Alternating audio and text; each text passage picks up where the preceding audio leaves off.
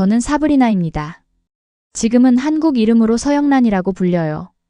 우즈베키스탄 타슈켄트에서 태어나 자랐는데 한국에 온 지 벌써 7년이 흘렀습니다. 한국 남편과 결혼해서 6살 아들을 키우며 평범한 일상을 보내고 있었죠. 그런데 어머니가 많이 아프시다는 소식을 듣고 처음으로 고향에 다녀오기로 했습니다. 7년 만에 밟게 될 고향 땅. 과연 제가 기억하던 그곳일까요? 하지만 공항에서부터 충격적인 일들이 벌어지기 시작했어요. 부모님의 첫 마디는 왜 이렇게 늦게 왔니? 였고, 제 아들을 보시더니 진짜 우리 손자 맞아? 라고 하시는 거예요. 정성스럽게 가르쳐준 우즈베거도 알아듣지 못하시고 한국 음식만 찾는 아들을 보며 할머니는 서운해하셨죠. 그런데 정말 놀라운 일이 일어났어요. 제 아들이 그린단 한 장의 그림이 모든 걸 바꿔놓았거든요. 그 그림 속에는 무엇이 그려져 있었을까요? 그리고 차가웠던 할머니가 갑자기 눈물을 흘리며 손자를 품에 안은 이유는 무엇이었을까요? 마지막에 공항에서 작별할 때 부모님이 하신 말씀을 들으면 여러분도 눈물이 날 거예요. 진짜 고향이 어디인지에 대한 깊은 깨달음을 주는 감동적인 이야기 지금 시작합니다. 본 영상은 스토리를 재구성한 이야기입니다. 오늘 사연 시작하겠습니다. 구독과 좋아요는 구독자님께 행운을 드립니다. 저는 지금 서울 성북구에 살고 있어요. 남편 정민 씨는 중학교에서 수학을 가르치고 저는 중소기업에서 사무일을 하고 있습니다. 아들 준우는 올해 6살이에요. 한국말도 잘하고 태권도도 배우는 평범한 한국 아이죠. 7년 전만 해도 상상도 못했던 일이에요. 그때는 식당에서 설거지를 하고 새벽에는 청소 일을 했거든요. 한국어도 서툴러서 주문을 받을 때마다 손짓 발짓을 해야 했죠. 손님들이 짜증을 내면 눈물이 날 것 같았어요. 그런 제가 지금은 한국 국적도 취득하고 이렇게 안정된 생활을 하고 있다니 정말 꿈만 같습니다. 우리 집은 작지만 따뜻해요.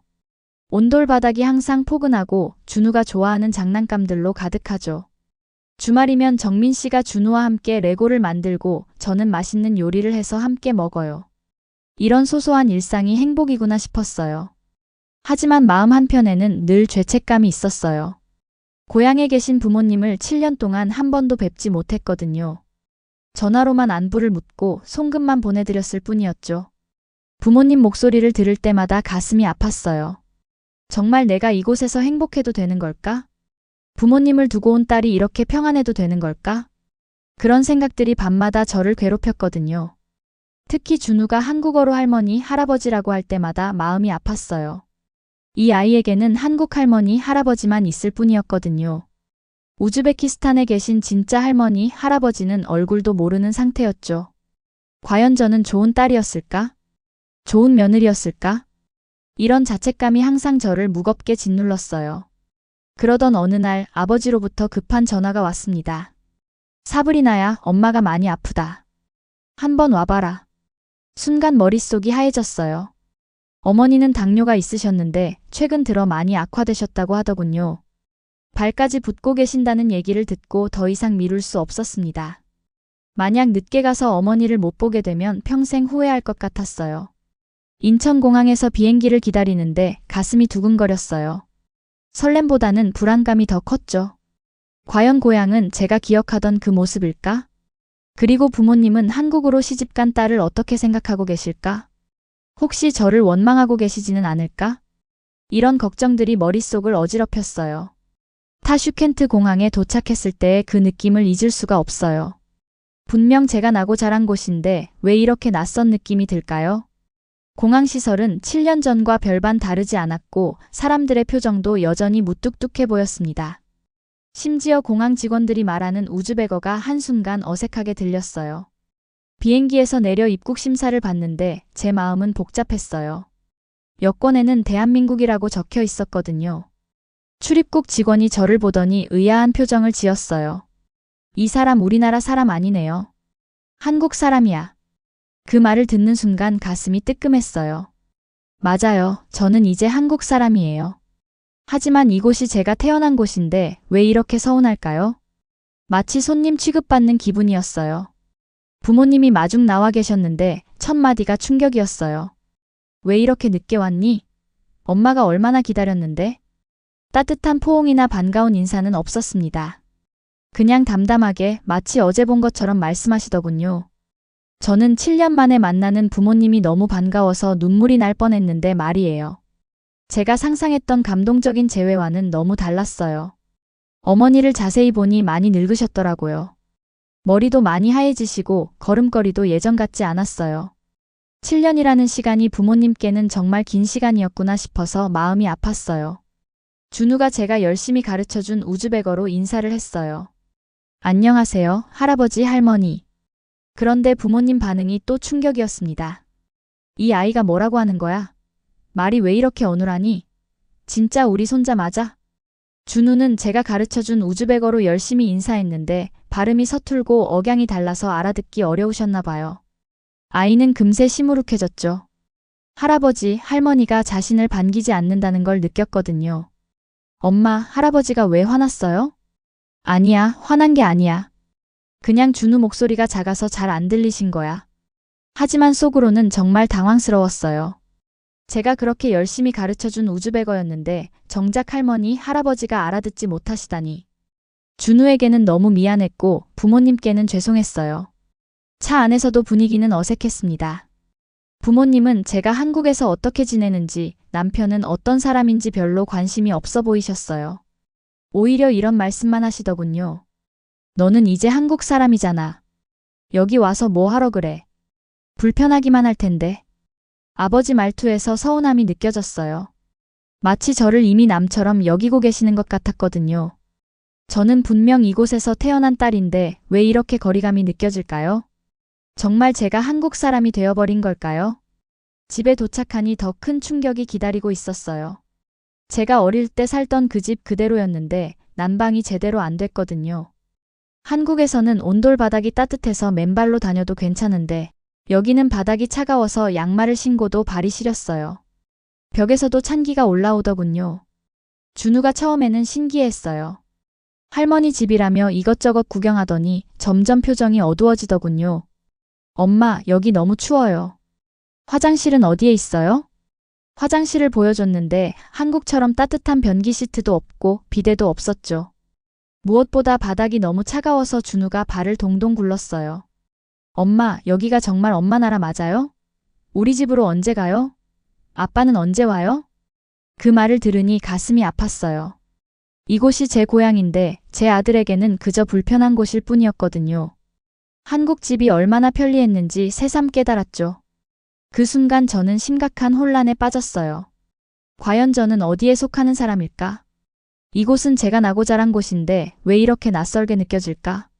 반대로 한국은 저를 받아준 곳이지만 진짜 제 나라일까? 어머니가 저녁을 차려주셨는데 전통 우즈벡 음식인 플로브와 만트를 만들어주셨어요. 정성스럽게 만드신 음식이었는데 준우는 입맛에 안 맞는지 잘 먹지 않았어요. 한국 음식에 익숙해진 아이에게는 향신료 맛이 낯설었던 거죠. 할머니, 김치는 없어요? 라면 먹고 싶어요. 엄마가 만들어주는 김치찌개 먹고 싶어요. 어머니 표정이 굳어지더군요. 이 아이는 우리 음식보다 한국 음식이 더 좋다는 거야? 김치가 뭐가 그렇게 맛있다고? 저는 어머니와 준우 사이에서 곤란했어요. 둘 다 이해가 됐거든요. 어머니는 정성껏 만든 음식을 손자가 거부하니 서운하셨을 거고 준우는 입에 맞지 않는 음식을 억지로 먹기 싫었겠죠. 그런데 더 큰 문제는 제 마음이었어요. 저 역시 한국 음식이 그리웠거든요. 이상했어요. 분명 어릴 때 맨날 먹던 음식인데 이제는 저도 한국 음식이 더 입에 맞는 거예요. 밤에 잠자리에서 준우가 울먹이며 말했어요. 엄마, 저는 우리 집 침대에서 자고 싶어요. 여기 이불도 무거워요. 저도 잠이 안 왔어요. 침대가 아니라 바닥에 이불을 깔고 자는데 등이 아프더라고요. 한국에서 7년 동안 침대에서 자다가 갑자기 바닥에서 자니까 몸이 적응이 안 되는 거예요. 그런 제 자신이 너무 한심했어요. 여기가 제 고향인데 제가 자란 곳인데 왜 이렇게 불편할까? 저는 진짜 어느 나라 사람일까? 이런 생각들이 밤새 저를 괴롭혔어요. 다음 날 대학 때 친했던 친구 디나르를 만났어요. 오랜만에 만나는 친구라 반가웠는데 그 친구 사정을 듣고 나니 마음이 무거워졌습니다. 사브리나, 우리는 여전히 힘들게 살고 있어. 남편이 실직한 지 6개월째야. 일자리가 정말 없어. 디나르는 아이 둘을 키우는데 학용품 사줄 돈도 없다고 하더군요. 큰아이는 중학생인데 새 교복도 못 사주고 있다고 했어요. 너는 정말 잘됐다. 한국 가서 성공했다는 소문 많이 들었어. 다들 부러워해. 사브리나가 한국에서 대박났다고. 하지만 저는 성공했다고 생각해 본 적이 없어요. 그냥 평범하게 살고 있을 뿐인데 말이죠. 여기서는 한국에서 사는 것 자체가 성공으로 보이나 봐요. 디나르와 함께 시장에 갔는데 물가가 많이 올랐더군요. 하지만 사람들 월급은 그대로였어요. 한국에서는 당연하게 여겼던 것들이 여기서는 사치였습니다. 바나나 한 송이도 비싸더라고요. 카드로 결제하려고 했는데 아직도 현금만 받는 곳이 많았어요. 한국에서는 휴대폰으로도 결제가 되고 심지어 지하철도 교통카드 하나면 되는데 말이죠. 준우가 아이스크림을 사달라고 했는데 디나르가 깜짝 놀라더군요. 와, 이 아이는 참 복받았네. 우리 아이들은 아이스크림이 뭔지도 잘 몰라. 생일날에나 한 번씩 사주거든. 그 말을 듣고 마음이 짠했어요. 한국에서는 준우가 아이스크림 먹고 싶다고 하면 언제든지 편의점에서 사줄 수 있는데 여기서는 그것조차 사치인 거예요. 디나르가 한숨을 쉬며 말했어요. 사브리나야, 솔직히 말할게.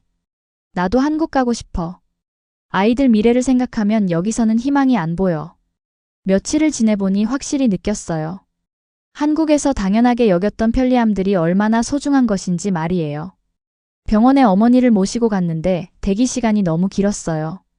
한국에서는 예약하고 가면 바로 진료를 받을 수 있는데 여기서는 하루 종일 기다려야 했죠. 의료진들도 환자를 대하는 태도가 차갑더라고요. 왜 이렇게 늦게 왔어요? 당뇨는 관리를 잘해야 하는데.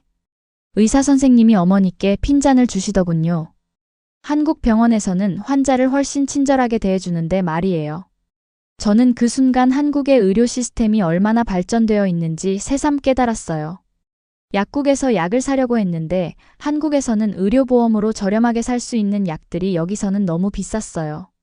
어머니 당뇨약 한 달치가 아버지 월급의 10분의 1이나 되더라고요. 한국에서는 국민건강보험 덕분에 약값 걱정 없이 치료받을 수 있는데 말이에요. 그때 문득 깨달았어요. 제가 한국에서 누리고 있는 것들이 얼마나 큰 축복인지를 말이에요. 단순히 편리함만이 아니라 안전하고 체계적인 사회 시스템 속에서 살고 있다는 것 자체가 특권이었던 거예요. 준우는 점점 힘들어했어요. 엄마, 언제 아빠한테 가요? 여기 와이파이도 느리고 유튜브도 잘 안 나와요. 게임도 안 되고요. 한국에서는 어디서든 빠른 인터넷을 쓸 수 있는데 여기서는 연결도 자주 끊어지고 속도도 느렸거든요. 준우가 보려던 애니메이션도 버퍼링 때문에 제대로 볼 수 없었어요. 마트에 장을 보러 갔는데 한국에서는 셀프 계산대도 있고 포인트 적립도 되고 배송 서비스도 있는데 여기는 그런 게 전혀 없었어요. 현금 계산도 손으로 직접 계산하시더라고요. 카드 결제도 되는 곳이 많지 않았어요. 그 순간 저는 심각한 고민에 빠졌어요. 과연 제가 맞는 선택을 한 걸까? 부모님은 저를 거부하고 계시고 준우는 힘들어하고 저 역시 이곳에서 불편함을 느끼고 있었거든요. 혹시 제가 너무 한국에 젖어서 고향을 잊어버린 건 아닐까? 정체성을 잃어버린 건 아닐까? 하지만 동시에 이런 생각도 들었어요.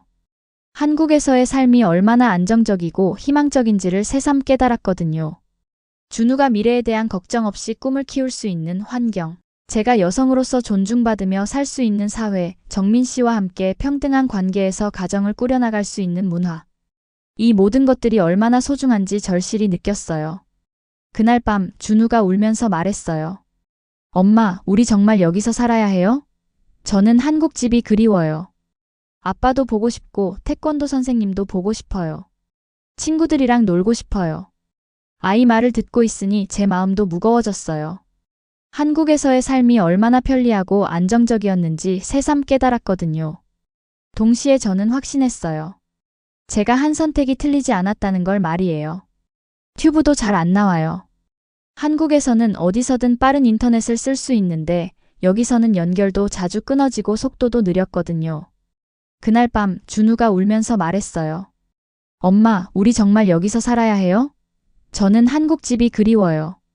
아빠도 보고 싶고 태권도 선생님도 보고 싶어요. 부모님과의 대화는 날이 갈수록 어려워졌어요. 제가 한국에서 어떻게 살고 있는지 열심히 이야기해도 별로 관심이 없어 보이셨거든요. 한국 남편은 너를 잘 대해주니? 네, 정말 좋은 사람이에요. 저를 존중해주고 집안일도 함께 해주고요. 아이 키우는 것도 함께 하고 제가 아플 때는 병원도 데리고 가주고요. 그래도 외국 남자잖아. 나중에 나이 들면 어떻게 될지 몰라. 결국 우리나라 사람이 아니잖아. 어머니는 여전히 제 선택을 못마땅해 하셨어요. 한국으로 시집간 것 자체를 후회스러워 하시는 것 같았죠. 제가 아무리 행복하다고 말씀드려도 믿으려 하지 않으셨어요. 이럴 때마다 제 마음은 갈기갈기 찢어졌어요. 과연 제가 옳은 선택을 한 걸까? 부모님을 이렇게 걱정시키면서까지 한국에서 살 필요가 있을까? 아버지도 마찬가지였어요. 그 남자가 진짜 너를 사랑해서 결혼한 건지 아니면 그냥 필요해서 한 건지 어떻게 알아? 외국 남자들은 쉽게 마음이 변한다던데. 이런 말씀을 들을 때마다 가슴이 아팠어요. 정민 씨가 얼마나 좋은 사람인지 저와 준우를 얼마나 사랑하는지 알아주셨으면 좋겠는데 말이에요. 하지만 부모님 입장에서는 당연한 걱정이겠죠. 멀리 떨어진 딸이 정말 행복한지 혹시 억지로 참고 사는 건 아닌지 의심스러우실 거예요. 저는 점점 우울해졌어요. 여기 있는 동안 계속 제 자신을 증명해야 한다는 압박감에 시달렸거든요. 제가 한국에서 정말 행복하다는 걸, 정민 씨가 정말 좋은 사람이라는 걸, 준우가 잘 자라고 있다는 걸 보여드리고 싶었는데 부모님은 계속 의심의 눈초리로 바라보셨어요. 준우가 할머니께 다가가서 안기려고 했는데 어머니는 어색해 하시더군요. 할머니, 저 안아주세요. 엄마가 할머니 많이 보고 싶어 했어요. 이 아이는 왜 이렇게 애교가 많니? 우리나라 아이들은 이렇지 않은데? 한국에서 이렇게 키우나? 어머니는 준우의 애교스러운 행동을 오히려 이상하게 생각하셨어요. 우즈베키스탄에서는 아이들이 할머니에게 그렇게 적극적으로 다가가지 않는다나요? 저는 그런 차이조차도 제 잘못인 것 같아서 죄책감이 들었어요. 준우는 상처받은 표정을 지었어요. 엄마, 할머니는 왜 저를 안 좋아해요? 저 잘못했어요? 그 순간 정말 마음이 아팠습니다. 제 아들이 친할머니로부터 사랑받지 못하고 있다는 게 너무 슬펐어요. 한국에서는 시부모님이 준우를 그렇게 예뻐해 주시는데 말이에요. 저는 완전히 혼란스러웠어요. 과연 제가 어느 쪽에 속하는 사람일까? 한국에서는 외국인 며느리고 여기서는 한국 사람 취급을 받고 저는 도대체 누구일까? 이런 생각들이 끊임없이 머릿속을 맴돌았어요. 그런데 놀라운 일이 일어났어요. 준우가 종이에 그림을 그려서 할머니께 드린 거예요. 그림 속에는 아빠, 엄마, 그리고 자신이 한국 집 앞에서 웃고 있는 모습이 그려져 있었어요. 집 앞에는 작은 화분들도 있고 강아지도 있었죠. 그리고 하늘에는 큰 하트가 그려져 있었어요. 할머니, 이게 우리 집이에요. 여기서 아빠랑 엄마랑 저랑 같이 살아요. 정말 행복해요. 할머니도 놀러 오세요. 어머니가 그 그림을 가만히 들여다보시더니 갑자기 눈가가 촉촉해지시는 거예요. 이 아이 그림 참 잘 그리네. 정말 행복해 보인다. 이게 다 진짜야? 네, 할머니. 아빠가 저한테 책도 많이 읽어주고 주말에는 공원에도 데리고 가요. 그네도 밀어주고 미끄럼틀도 같이 타요. 준우가 신나게 한국에서의 생활을 이야기했어요. 그리고 아빠가 저랑 레고도 만들어주고 태권도장에도 데려다줘요. 아빠가 맨날 사랑한다고 해요. 엄마한테도 맨날 사랑한다고 해요. 어머니 표정이 완전히 달라졌어요. 그때서야 깨달으신 것 같았어요. 제가 한국에서 정말 행복하게 살고 있다는 걸 말이에요. 사브리나야, 너 정말 좋은 남편 만났구나. 이 아이 얼굴을 보니 사랑받고 자란 게 느껴진다. 눈이 이렇게 맑을 수가 없어. 그리고는 처음으로 준우를 무릎에 앉히시더군요. 우리 손자 한국에서 정말 행복하게 사는구나. 할머니가 미안했다. 처음에 너를 몰라봐서. 준우가 할머니 품에 안기면서 말했어요. 할머니, 저도 할머니 사랑해요. 할머니 얼굴 그려드릴게요. 아버지도 다가오셔서 준우 머리를 쓰다듬어 주셨어요. 이 아이 참 착하네. 우리 사브리나가 잘 키웠어. 드디어 한국으로 돌아가는 날이 왔어요. 공항으로 나가면서 부모님 표정이 많이 달라져 있었어요. 어머니가 준우를 꼭 안아주시면서 말씀하셨어요. 우리 손자 건강하게 잘 자라라. 할머니가 너를 많이 사랑한다. 아버지도 처음으로 웃으시면서 말씀하셨죠. 사브리나야, 너는 올바른 선택을 했다. 우리는 괜찮으니까 걱정하지 말고 행복하게 살아라. 아버지, 어머니, 나중에 꼭 한국에 놀러 오세요. 그래, 언젠가는 꼭 가보마. 우리 사위도 만나보고 싶고. 비행기 안에서 준우가 물었어요. 엄마, 고향이 뭐예요? 고향은 태어난 곳을 말하는 거야. 그럼 엄마 고향은 우즈베키스탄이고 제 고향은 한국이에요? 잠깐 생각해봤어요. 과연 고향이 무엇일까요? 준우야, 엄마는 이번에 깨달았어. 진짜 고향은 나를 사랑해주는 사람들이 있는 곳이야. 나를 있는 그대로 받아주고 함께 웃을 수 있는 곳 말이야.